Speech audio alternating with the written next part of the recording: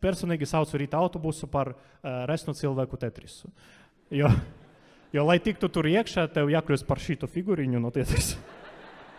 Un tu tā brauksi kādas 30 minūtes. Un ja reālajā Tetrisa visi gaidīja, kad kritīs tas garais taisnais kluciņš, tad autobusa visi gaida, kad iekāps bombzes. Jo, kad iekāp bombzes, viena rinda pazūd. Elpot nav vieglāk, bet ir brīvāk. Jā, un es arī pamanīju, ka daudzi cilvēki spēlē visādas spēlītes savos telefonos, un viena meitenei nejauši ieraudzīja interesantu spēli.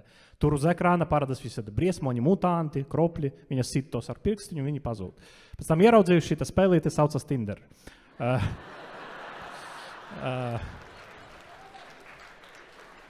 Man tā gan neveicās.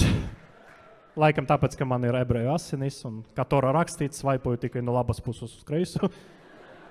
Varbūt arī ārējais izskats, jo mana māte dažreiz joprojām aizsēc manu seju ar smailiku uz fotogrāfiem.